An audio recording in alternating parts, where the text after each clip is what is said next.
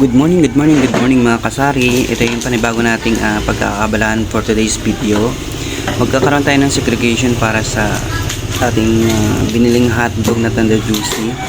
Ihiwa-hiwalay natin siya para mabilis siyang ubos. Kasi kung bibili niya na per pack na ganyang kadami, walang bibili niyan. Kaya ang gagawin natin, ihiwa-hiwalay natin siya isa-isa, tapos i-divide natin yung presyo, tapos saka natin tutubuan. Ang presyo ko nga pala niyan mga kasari ay 13 pesos kada isa. May tubo na tayo dyan, tumataginting na humigit kumulang. Yan. Tinanggal muna natin sa isa, nilagay ko sa sarap yan kaya nag-froze.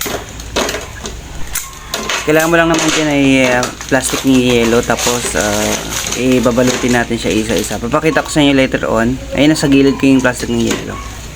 Well, nahirapan ako magtanggal, sobrang tigas. Kaya pinagpaliban ko muna. Ginawa ko muna kagad ako ng isang plastic ng yelo. Sa isang plastic ng yelo, meron yata siyang 100 na piraso ng plastic. Kaya yan, binilang ko muna yan isa-isa kung magkano yung kung magkano ko siya paparte-partihin sa presyo. Yan, hirap na hirap tigilan mo na yan, mamaya mo na tanggalin ang lamig-lamig niyan. Yan na nga, binalot ko na siya isa-isa. Kasi marami dito nag-inquire sa akin na frozen, tapos gusto nila yung isa, dalawa, tatuhan lang, hindi kailangan yung maramihan.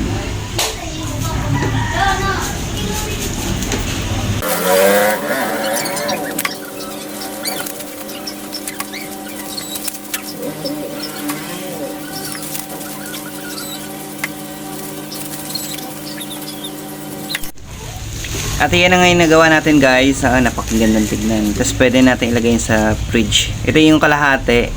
Mamaya na yung kalahati kasi sobrang tigas. Thank you for watching.